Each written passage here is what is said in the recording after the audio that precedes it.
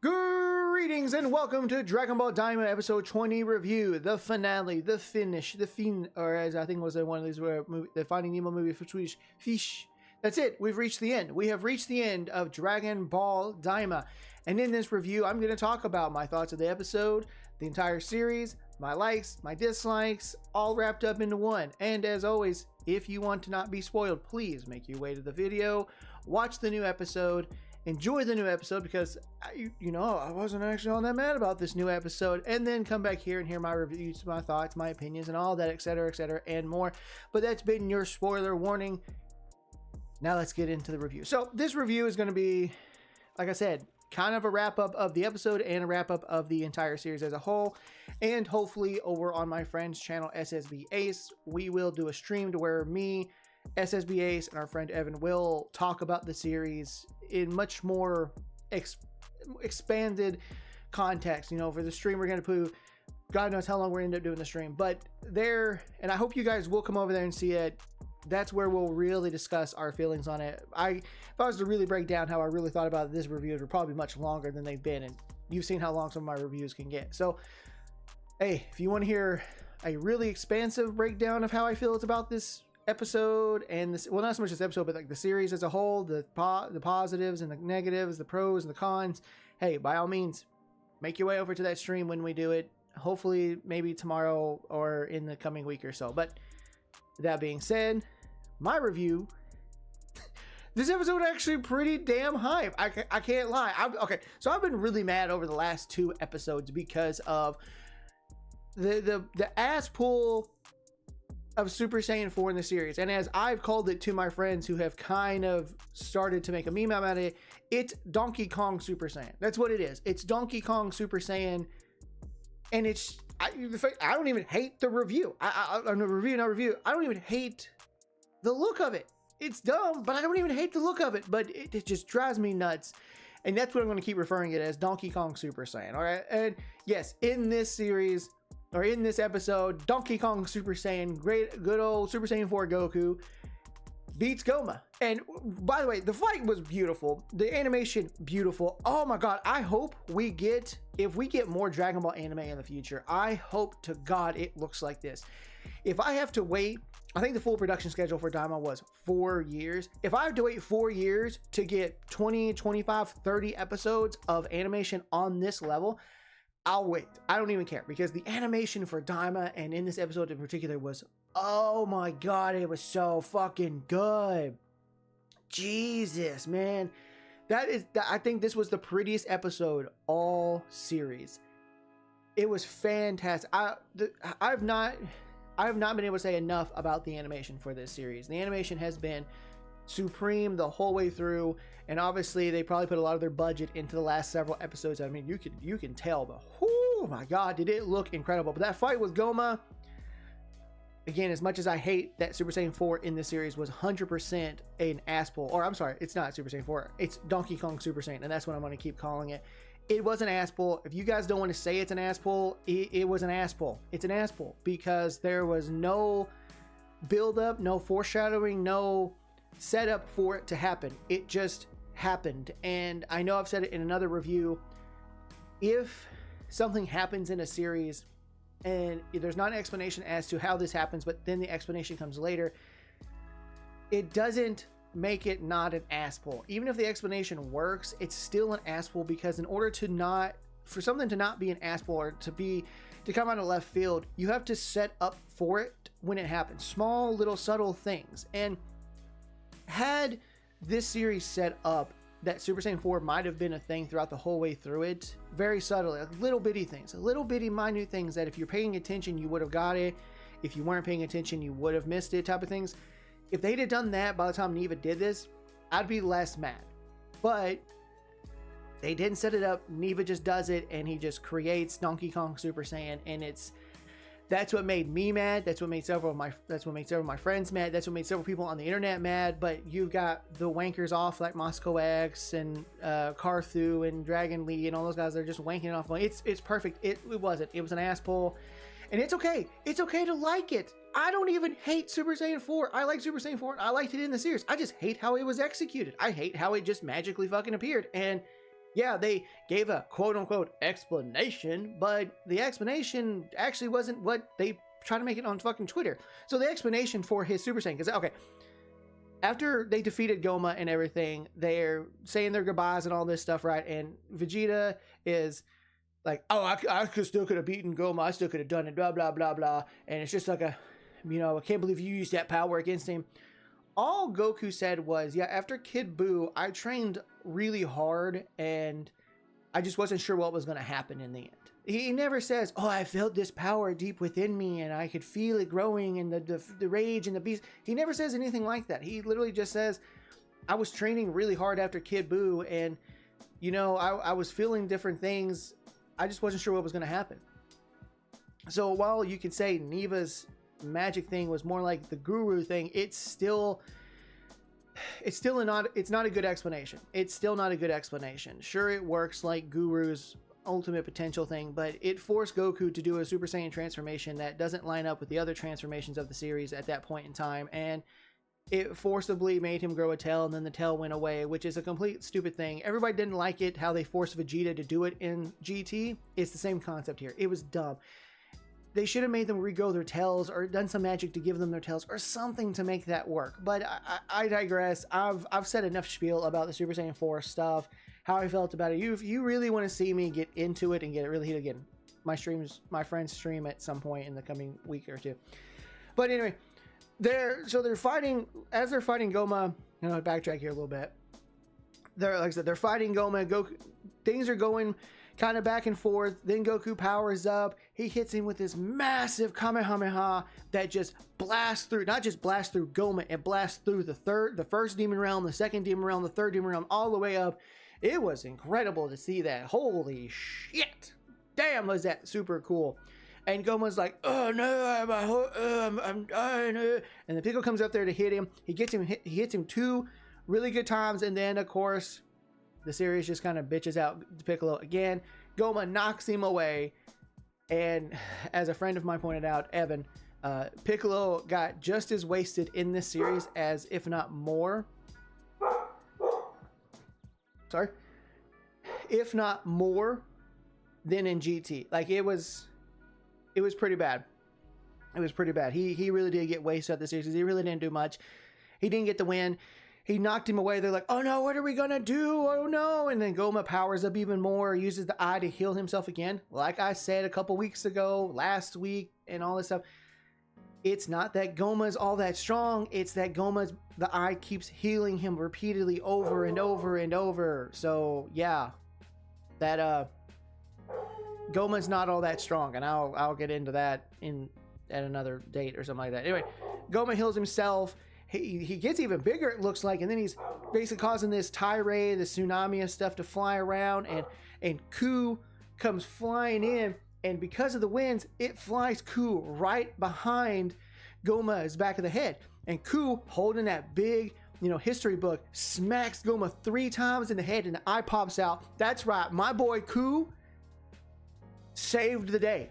My boy Ku technically defeated Goma. I know that's probably going to bother some people, but I absolutely love that Goma was defeated by Ku in the most ridiculous kind of way ever. I mean, it was already ridiculous that they had to say they're going to punch him in the head 3 times, but it wasn't even like the setup that Goku and Piccolo did. It was literally because out of him doing all this stuff and making these huge wins, he ends up flying the person behind him that's going to knock him out, and it's Ku. Ku saves the day. I was so glad that Ku did this. Like, I've been hoping that they didn't kill off Ku and Do, and they did not kill off Ku and Do. Ku saves the day, hits him 3 times, the eye pops out, everyone's like, oh my god, what? Goma regresses back down to little, they defeated him, Glorio steps on the eye, Goma has been defeated, and then in the aftermath they're talking around like, now what are we going to do? Who's going to be the new Supreme Demon King? Who's going to lead the demon world? Shin, I know his name is Nahare, but I'm just going to keep calling him Shin. Shin steps up to his sister and he's like, look, I think you would be a pretty good fit. I know you said some things, but in the end you show that you have a conscience, you have a good heart. I think you could be a good fit for the Demon King. And Anrisu kind of looks about it, thinks about it, and then she's like, me becoming the Demon King without using the wishes, I'd get overthrown. So I'm gonna decline. So she declines becoming the Demon King, and then Neva steps up and says, that's an interesting idea. The person that defeats the Demon King should become the Demon King, because of what Anrisu said. If someone defeated her, they would overthrow her and become the king, right? So when Neva says, she goes, that's an interesting theory. The one that defeats the Demon King becomes the new Demon King. And then everyone takes this pause, and then Goku and Shin look at each other and go, huh?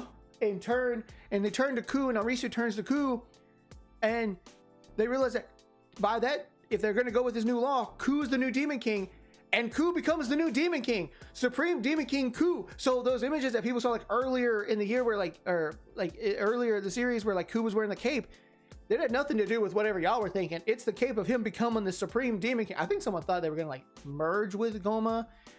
But no, he just becomes the Supreme Demon King. He gets the Supreme Demon King cloak. I guess it's just a go-to thing. The cloak that Deborah was wearing was just the cloak that signifies he's the Supreme.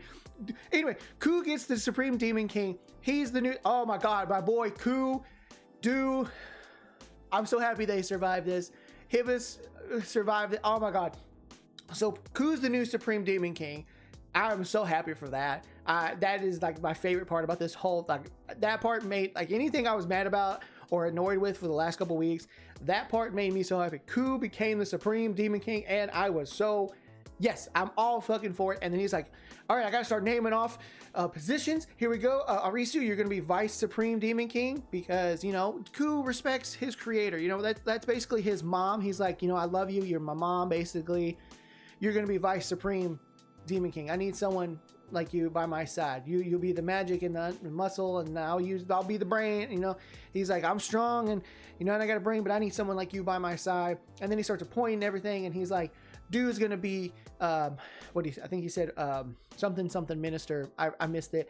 He starts appointing Kadan as a minister, Marba as a minister, and he goes to name someone else, and they were like, They turn it down. I completely missed this part because of situations, and I missed this one part who he's asking.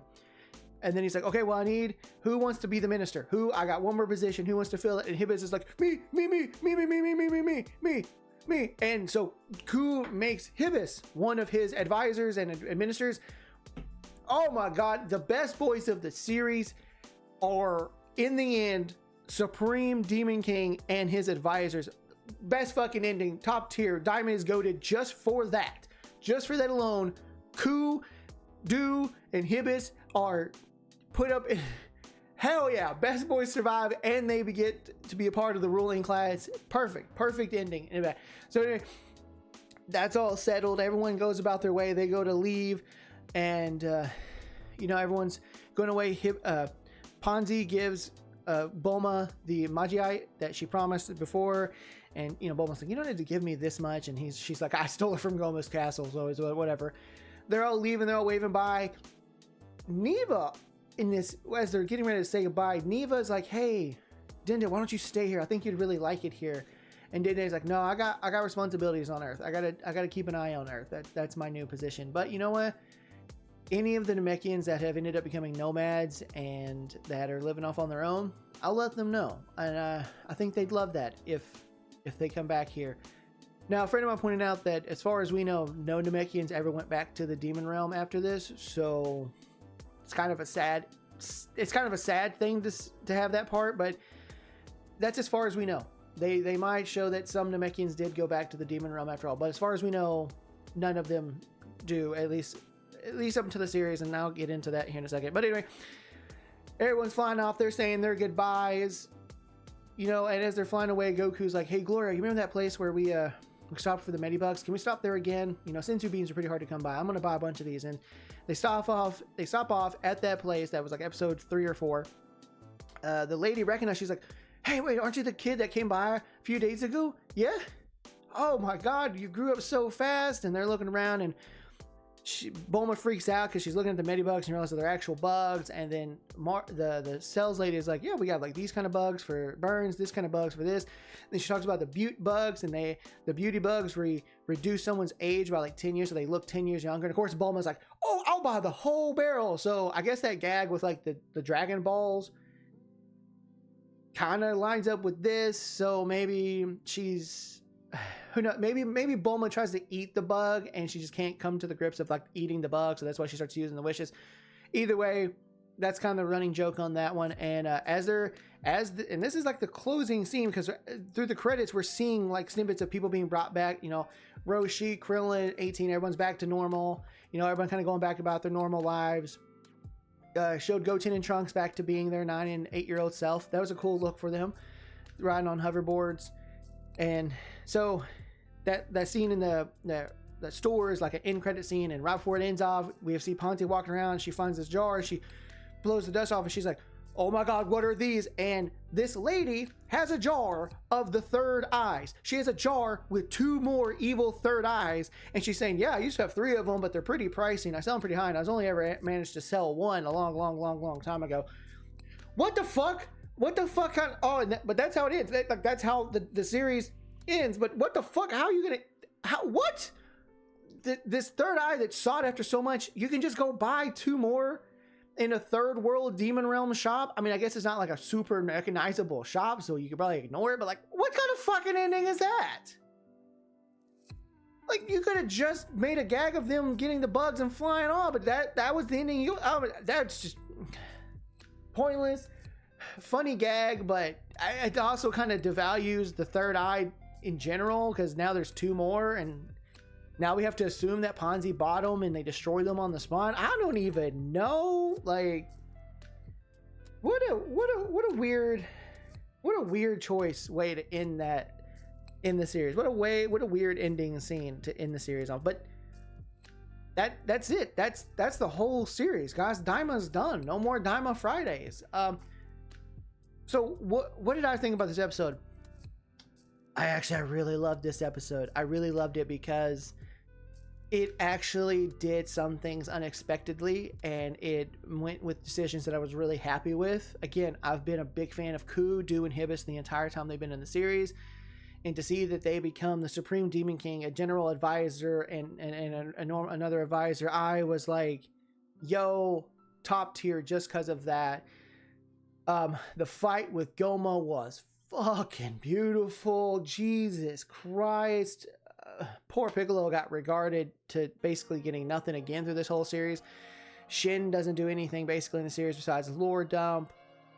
Look,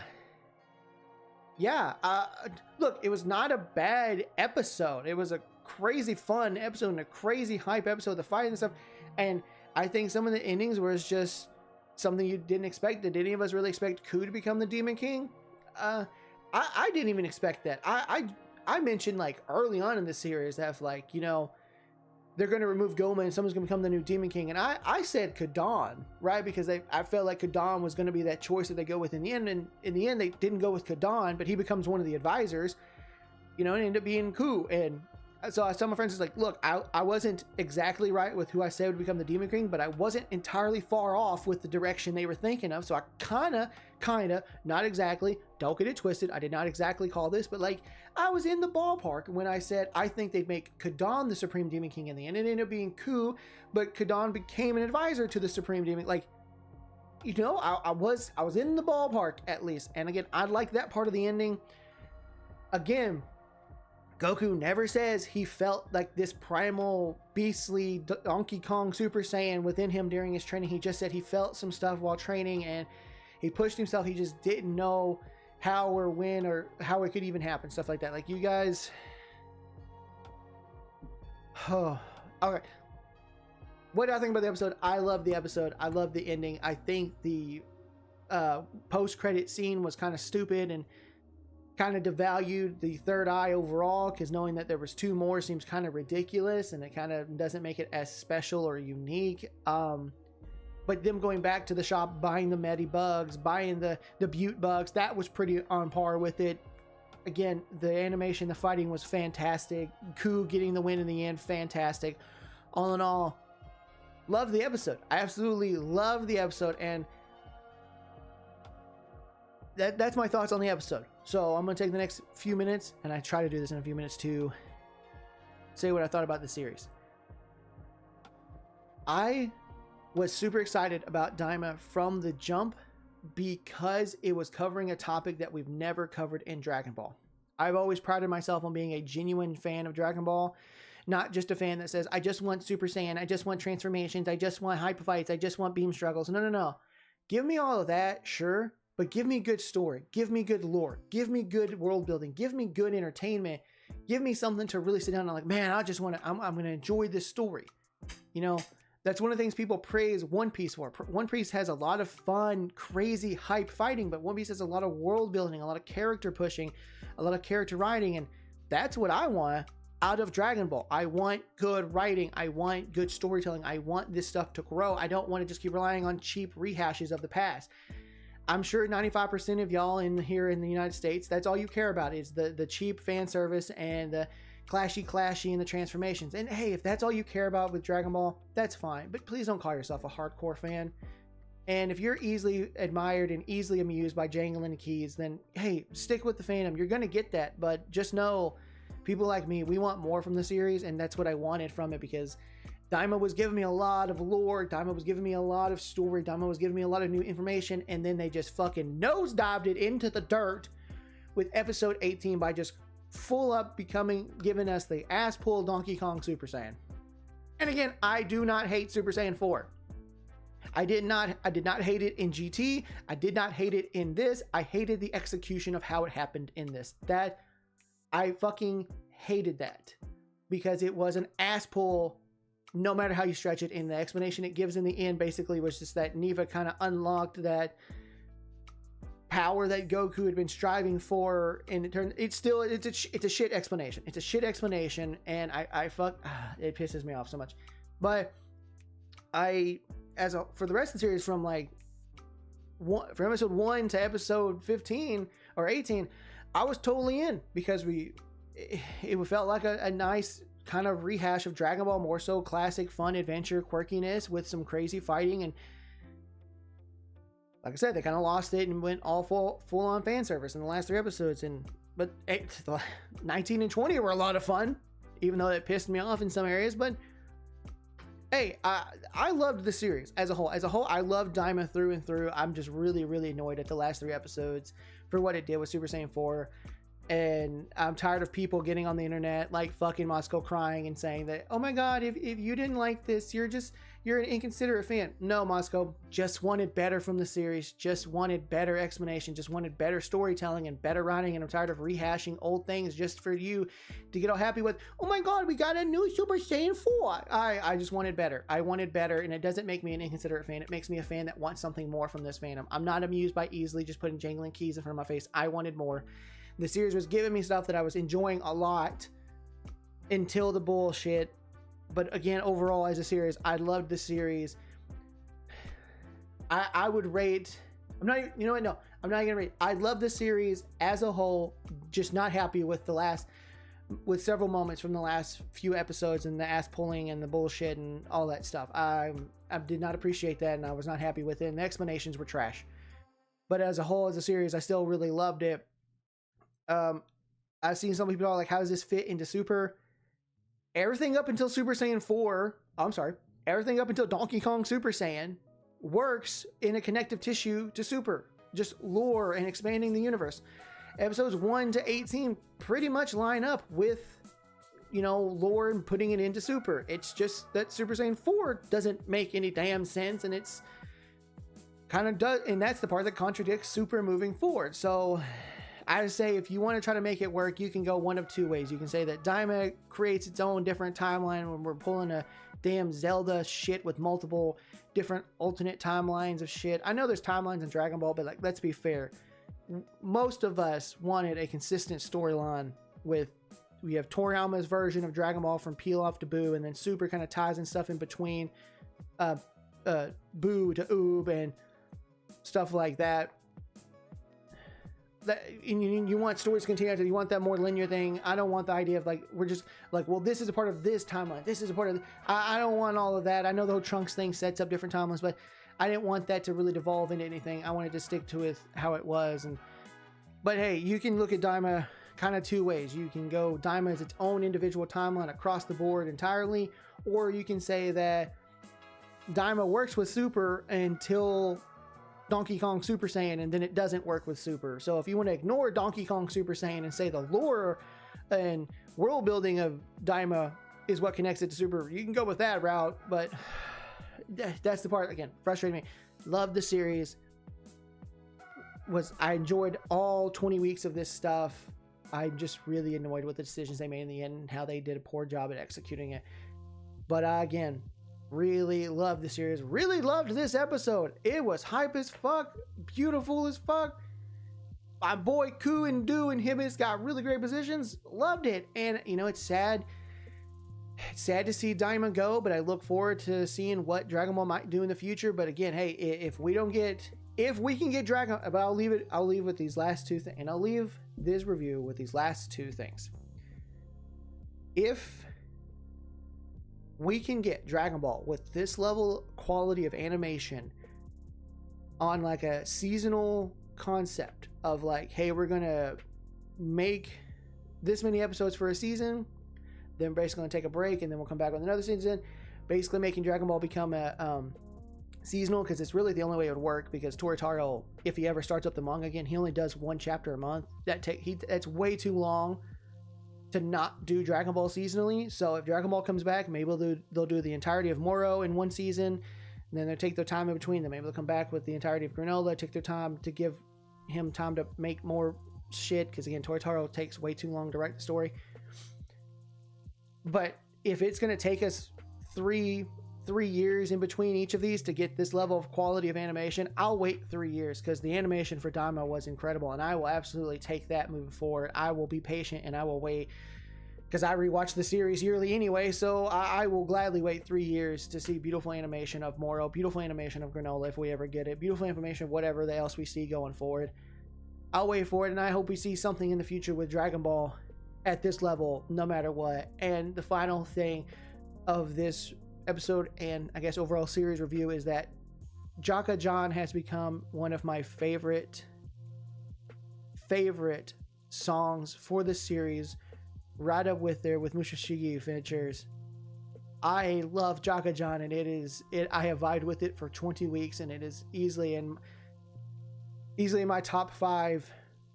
And it's probably my second favorite opening behind the original Dragon Ball opening, solely because the vibes of Jaka-Jan makes me feel like I'm watching classic Dragon Ball again. That's not a dig to, head Chala or anything like that. It very much gave me the vibe of classic Dragon Ball, and I love classic Dragon Ball. But that's been my review of Dragon Ball Daima episode 19. My final overall thoughts of Dragon Ball Daima as a series. And again, if you want to see me really, really go at it with this series and really, really, really hear my thoughts diving into like a long, long period of time, check me out over on my friend SSB Ace's channel when we do a stream, hopefully tomorrow or in the coming weeks. And you'll really hear what I have to say about that series. But until next time, everybody, see ya.